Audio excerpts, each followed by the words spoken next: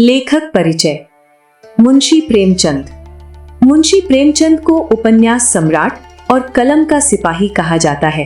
उन्होंने हिंदी और उर्दू में साहित्य की रचना की। प्रेमचंद की कहानियां आम आदमी के संघर्ष, ग्रामीण जीवन और सामाजिक बुराइयों जैसे दहेज, भ्रष्टाचार और छुआछूत पर आधारित होती हैं। उनकी शैली आदर्शोन्मुख यथार्थवाद है, जहां वे कड़वी हकीकत दिखाते हुए भी अंत में सत्य और नैतिकता की विजय सुनिश्चित करते हैं। नमक का दारोगा। जब नमक का नया विभाग बना और ईश्वर प्रदत्त वस्तु के व्यवहार करने का निषेध हो गया, तो लोग चोरी छिपे इसका व्यापार करने लगे। अनेक प्रकार के छल प्रपंचों का सूत्रपात हुआ। कोई घूस से काम निकालता था, कोई चालाकी से। अधिकारियों के पौभारह थे। पटवारीगिरी का सर्व सम्मानित पद छोड़ छोड़कर लोग इस विभाग की बरकंदाजी करते थे।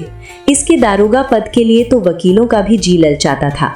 ये वो समय था जब अंग्रेजी शिक्षा और ईसाई मत को लोग एक ही वस्तु समझते थे। फारसी का प्राबल्य था। प्रेम की कथाएं और श्रृंगार रस के काव्य पढ़कर फारसीदा लोग सर्वोच्च पदों पर नियुक्त हो जाया करते थे। मुंशी वंशीधर भी जुलेखा की विरह कथा समाप्त करके मजनू और फरहाद के प्रेम वृत्तांत को नल और नील की लड़ाई और अमेरिका के आविष्कार से अधिक महत्व की बातें समझते हुए रोजगार की खोज में निकले। उनके पिता एक अनुभवी पुरुष थे। समझाने लगे, बेटा घर की दुर्दशा देख रहे हो, ऋण के बोझ से दबे हुए हैं। लड़कियां हैं, वे घास फूस की तरह बढ़ती चली जाती हैं। मैं कगारे पर का वृक्ष हो रहा हूँ, न मालूम कब गिर पड़ूं। अब तुम ही घर के मालिक मुख्तार हो। नौकरी में ओहदे की ओर ध्यान मत देना, ये तो पीर का मजार है। निगाह चढ़ावे और चादर पर रखनी चाहिए। ऐसा काम ढूंढना जहाँ कुछ ऊपरी आय हो। मासिक वेतन तो पूर्णिमासी का चांद है, जो एक दिन दिखाई देता है और घटते घटते लुप्त हो जाता है। ऊपरी आय बहता हुआ स्रोत है, जिससे सदैव प्यास बुझती है। वेतन मनुष्य देता है, इसी से उसमें वृद्धि नहीं होती। ऊपरी आमदनी ईश्वर देता है, इसी से उसकी बरकत होती है। तुम स्वयं विद्वान हो, तुम्हें क्या समझाऊं। इस विषय में विवेक की बड़ी आवश्यकता है। मनुष्य को देखो, उसकी आवश्यकता को देखो और अवसर को देखो। उसके उपरांत जो उचित समझो करो। गरज वाले आदमी के साथ कठोरता करने में लाभ ही लाभ है, लेकिन बेगरज को दांव पर पाना जरा कठिन है। इन बातों को निगाह में बांध लो, ये मेरी जन्म भर की कमाई है। इस उपदेश के बाद पिताजी ने आशीर्वाद दिया। वंशीधर आज्ञाकारी पुत्र थे। ये बातें ध्यान से सुनी और तब घर से चल खड़े हुए। इस विस्तृत संसार में उनके लिए धैर्य अपना मित्र, बुद्धि अपनी पथ प्रदर्शक और आत्मावलंबन ही अपना सहायक था। लेकिन अच्छे शकुन से चले थे। जाते ही जाते नमक के विभाग के दारोगा पद पर प्रतिष्ठित हो गए। वेतन अच्छा और ऊपरी आय का तो ठिकाना ही न था। वृद्ध मुंशी जी को सुख संवाद मिला तो फूले न समाये। महाजन कुछ नरम पड़े। कलवार की आशालता लहलहाई। पड़ोसियों के हृदय में शूल उठने लगे। जाड़े के दिन थे और रात का समय। नमक के सिपाही चौकीदार नशे में मस्त थे। मुंशी वंशीधर को यहाँ आए अभी 6 महीनों से अधिक न हुए थे, लेकिन इस थोड़े समय में ही उन्होंने अपनी कार्यकुशलता और उत्तम आचार से अफसरों को मोहित कर लिया था। अफसर लोग उन पर बहुत विश्वास करने लगे। नमक के दफ्तर से 1 मील पूर्व की ओर जमुना बहती थी। उस पर नावों का एक पुल बना हुआ था। दारोगा जी किवाड़ बंद किए मीठी नींद सो रहे थे। अचानक आंख खुली तो नदी के प्रवाह की जगह गाड़ियों की गड़गड़ाहट तथा मल्लाहों का कोलाहल सुनाई दिया। उठ बैठे। इतनी रात गए गाड़ियां क्यों नदी के पार जाती हैं?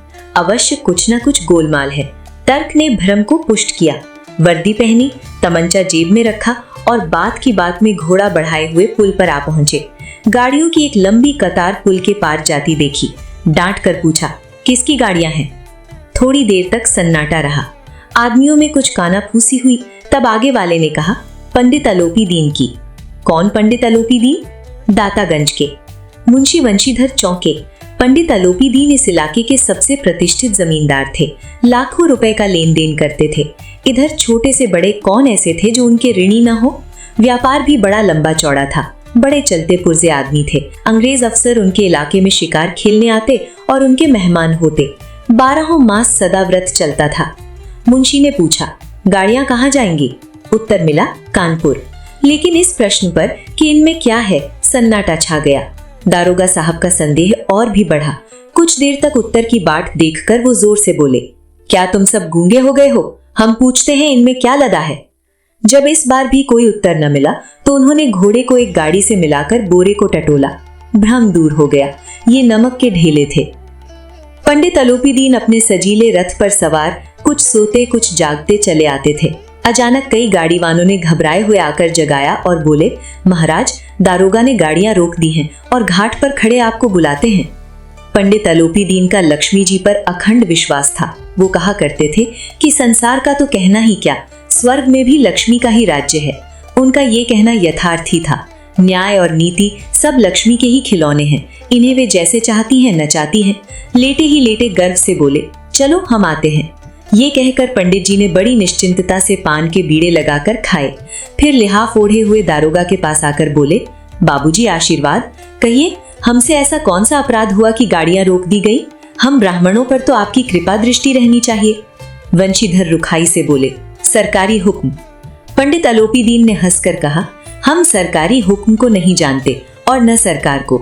हमारे सरकार तो आप ही हैं। हमारा और आपका तो घर का मामला है। हम कभी आपसे बाहर हो सकते हैं? आपने व्यर्थ का कष्ट उठाया। ये हो नहीं सकता कि इधर से जाएं और इस घाट के देवता को भेंट न चढ़ावे। मैं तो आपकी सेवा में स्वयं ही आ रहा था। वंशीधर पर ऐश्वर्य की मोहिनी वंशी का कुछ प्रभाव न पड़ा। ईमानदारी की नई उमंग थी। कड़क कर बोले, हम उन नमक हराहों में नहीं है जो कौड़ियों पर अपना ईमान बेचते फिरते हैं। आप इस समय हिरासत में हैं। आपको कायदे के अनुसार चालान होगा। बस, मुझे अधिक बातों की फुर्सत नहीं। जमादार बदलू सिंह, तुम इन्हें हिरासत में ले चलो, मैं हुक्म देता हूँ। पंडित जी स्तंभित हो गए। गाड़ीवानों में हलचल मच गई। पंडित जी के जीवन में कदाचित ये पहला ही अवसर था कि पंडित जी को ऐसी कठोर बातें सुननी पड़ी।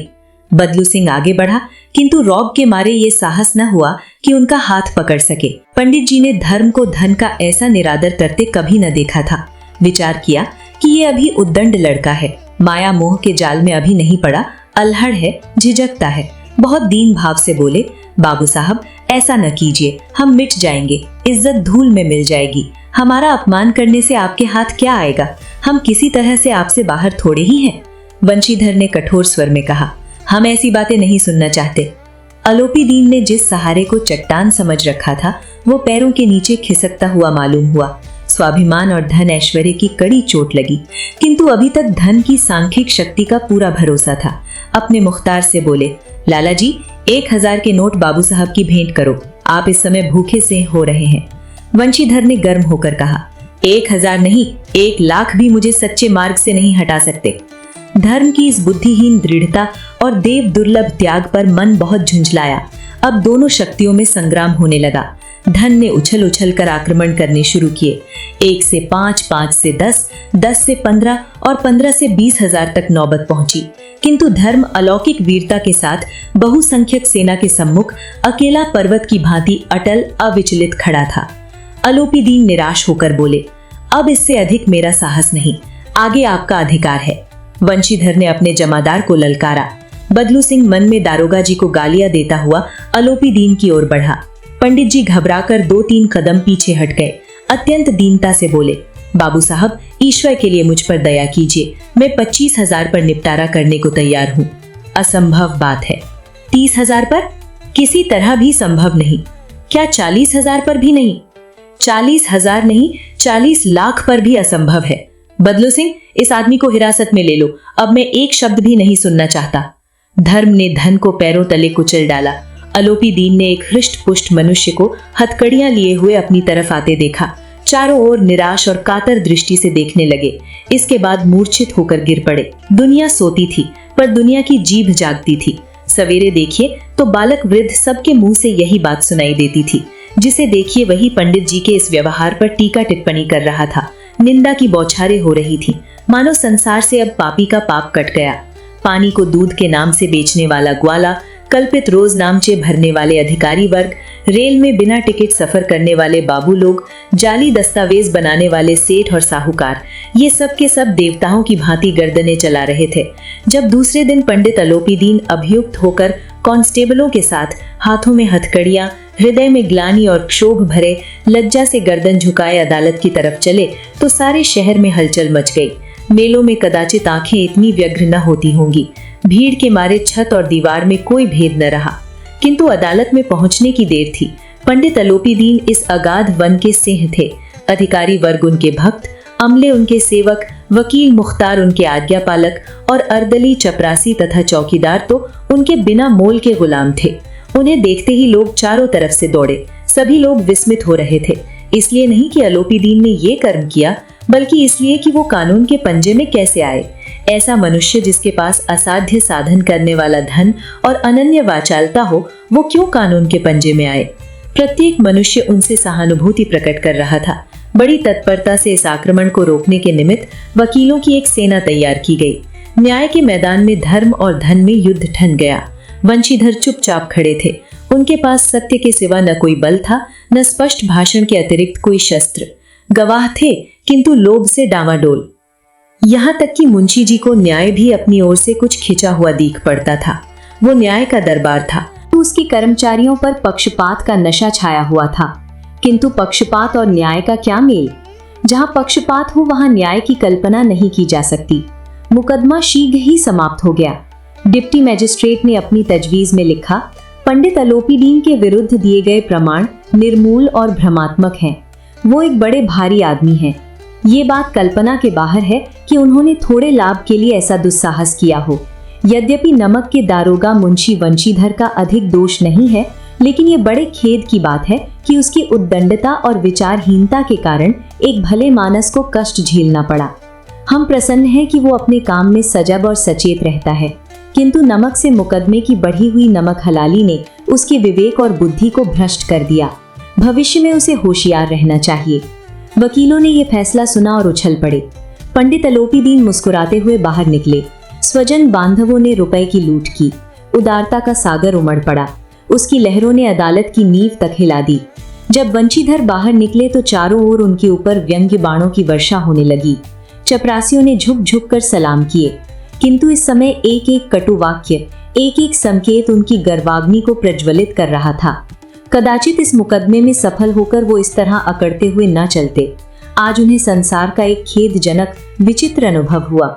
न्याय और विद्वता, लंबी चौड़ी उपाधियां, बड़ी बड़ी दाढ़ियां, ढीले चोंगे, एक भी सच्चे आदर का पात्र नहीं है। वंशीधर ने धन से बैर मोल लिया था। उसका मूल्य चुकाना अनिवार्य था। कठिनता से 1 सप्ताह बीता होगा कि मुअत्तली का परवाना आ पहुंचा। कार्यपरायणता का दंड मिला। बेचारे भग्न हृदय शोक और खेद से व्यथित घर को चले। बूढ़े मुंशी जी तो पहले ही से कुड़बुड़ा रहे थे कि चलते चलते इस लड़के को समझाया था, लेकिन इसने एक न सुनी। सब मनमानी करता है। हम तो कलवार और कसाई के तगादे सहें, बुढ़ापे में भगत बनकर बैठे और वहां बस वही सूखी तनख्वाह। हमने भी तो नौकरी की है और कोई ओहदेदार नहीं थे, लेकिन काम किया, दिल खोल कर किया, और आप ईमानदार बनने चले हैं। घर में चाहे अंधेरा हो, मस्जिद में अवश्य दिया जलाएंगे। खेद ऐसी समझ पर। पढ़ना लिखना सब अकारत गया। इसके थोड़े ही दिनों बाद जब मुंशी वंशीधर इस दुरवस्था में घर पहुंचे और बूढ़े पिताजी ने समाचार सुना तो सिर पीट लिया। बोले, जी चाहता है कि तुम्हारा और अपना सिर फोड़ लूं। बहुत देर तक पछता पछता कर हाथ मलते रहे। क्रोध में कुछ कठोर बातें भी कहीं, और यदि वंशीधर वहां से टल न जाता तो अवश्य ही ये क्रोध विकट रूप धारण करता। वृद्ध माता को भी दुख हुआ। जगन्नाथ और रामेश्वर यात्रा की कामनाएं मिट्टी में मिल गईं। पत्नी ने कई दिनों तक सीधे मुंह बात तक नहीं की। इसी प्रकार 1 सप्ताह बीत गया। संध्या का समय था। बूढ़े मुंशी जी बैठे बैठे राम नाम की माला जप रहे थे। इसी समय उनके द्वार पर सजा हुआ रथ आकर रुका। हरे और गुलाबी पर्दे, पछइहें बैलों की जोड़ी, उनकी गर्दनों में नीले धागे, सींग पीतल से जुड़े हुए। कई नौकर लाठियां कंधों पर रखे साथ थे। मुंशी जी अगवानी को दौड़े। देखा तो पंडित अलोपीदीन है। झुककर दंडवत की और लल्लो चप्पू की बातें करने लगे। हमारा भाग्य उदय हुआ जो आपके चरण इस द्वार पर आए। आप हमारे पूज्य देवता हैं। आपको कौन सा मुंह दिखावें? मुंह में तो कालिख लगी हुई है, किंतु क्या करें, लड़का अभागा कपूत है, नहीं तो आपसे क्यों मुंह छिपाना पड़ता। ईश्वर ने संतान चाहे रखे, पर ऐसी संतान न दे। अलोपीदीन ने कहा, नहीं भाई साहब, ऐसा न कहिए। मुंशी जी ने चकित होकर कहा, ऐसी संतान को और क्या कहूँ। अलोपीदीन ने वात्सल्यपूर्ण स्वर में कहा, कुल तिलक और पुरखों की कीर्ति उज्जवल करने वाले संसार में ऐसे कितने धर्मपरायण मनुष्य हैं जो धर्म पर अपना सब कुछ अर्पण कर सकें। पंडित अलोपीदीन ने वंशीधर से कहा, दारोगा जी, इसे खुशामद न समझिए। खुशामद करने के लिए मुझे इतना कष्ट उठाने की जरूरत न थी। उस रात को आपने अपने अधिकार बल से अपनी हिरासत में लिया था, किंतु आज मैं स्वेच्छा से आपकी हिरासत में आया हूँ। मैंने हजारों रईस और अमीर देखे, हजारों उच्च पदाधिकारियों से काम पड़ा, किंतु परास्त किया तो आपने। मैंने सबको अपना और अपने धन का गुलाम बनाकर छोड़ दिया। मुझे आज्ञा दीजिए कि आपसे कुछ विनय करूं। वंशीधर ने अलोपीदीन को आते देखा तो उठकर सत्कार किया, किंतु स्वाभिमान सहित। समझ गए कि ये महाशय मुझे लज्जित करने और जलाने आए हैं। क्षमा प्रार्थना की चेष्टा नहीं की, वरन उन्हें अपने पिता की ये ठकुर सुहाती की बात असह्य सी प्रतीत हुई। पर पंडित जी की बातें सुनी तो मन की मैल मिट गई। पंडित जी की ओर उड़ती हुई दृष्टि से देखा, सद्भाव झलक रहा था। गर्व ने अब लज्जा के सामने सिर झुका दिया। शरणाते हुए बोले, ये आपकी उदारता है जो ऐसा कहते हैं। मुझसे जो कुछ अविनय हुई है उसे क्षमा कीजिए। मैं धर्म की बेड़ी में जकड़ा हुआ था, नहीं तो वैसे मैं आपका दास हूँ। जो आज्ञा होगी वो मेरे सिर माथे पर। अलोपीदीन ने विनीत भाव से कहा, नदी तट पर आपने मेरी प्रार्थना नहीं स्वीकार की थी, किंतु आज स्वीकार करनी पड़ेगी। वंशीधर बोले, मैं किस योग्य हूँ, किंतु जो कुछ सेवा मुझसे हो सकती है उसमें त्रुटि न होगी। अलोपीदीन ने एक स्टैंप लगा हुआ पत्र निकाला और उसे वंशीधर के सामने रखकर बोले, इस पद को स्वीकार कीजिए और अपने हस्ताक्षर कर दीजिए।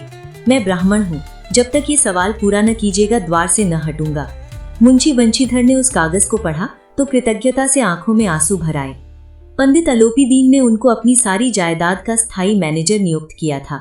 6000 वार्षिक वेतन के अतिरिक्त रोजाना खर्च अलग, सवारी के लिए घोड़ा, रहने को बंगला, नौकर चाकर मुफ्त। कंपित स्वर में बोले, पंडित जी, मुझ में इतनी सामर्थ्य नहीं है कि आपकी उदारता की प्रशंसा कर सकूं, किंतु ऐसे उच्च पद के योग्य नहीं हूँ।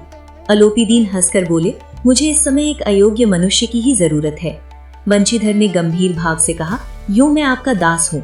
आप जैसे कीर्तिवान सज्जन पुरुष की सेवा करना मेरे लिए सौभाग्य की बात है, किंतु मुझ में न विद्या है, न बुद्धि, न वो स्वभाव जो इन त्रुटियों की पूर्ति कर देता है।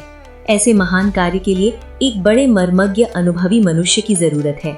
अलोपीदीन ने कलमदान से कलम निकाली और उसे वंशीधर के हाथ में देकर बोले, न मुझे विद्वता की चाह है, न अनुभव की, न मर्मज्ञता की, न कार्यकुशलता की। इन गुणों के महत्व का परिचय खूब पा चुका हूँ। अब सौभाग्य और सुअवसर ने मुझे वो मोती दे दिया जिसके सामने योग्यता और विद्वता की चमक फीकी पड़ जाती है। ये कलम लीजिए, अधिक सोच विचार न कीजिए, दस्तखत कर दीजिए। परमात्मा से यही प्रार्थना है कि वो आपको सदैव वही नदी के किनारे वाला बेमुरव्वत, उद्दंड, कठोर परंतु धर्मनिष्ठ दारोगा बनाए रखे। वंशीधर की आंखें डबडबाईं। हृदय के संकुचित पात्र में इतना एहसान न समा सका। एक बार फिर पंडित जी की ओर भक्ति और श्रद्धा की दृष्टि से देखा और कांपते हुए हाथ से मैनेजरी के कागज पर हस्ताक्षर कर दिए। अलोपीदीन ने प्रफुल्लित होकर उन्हें गले लगा लिया।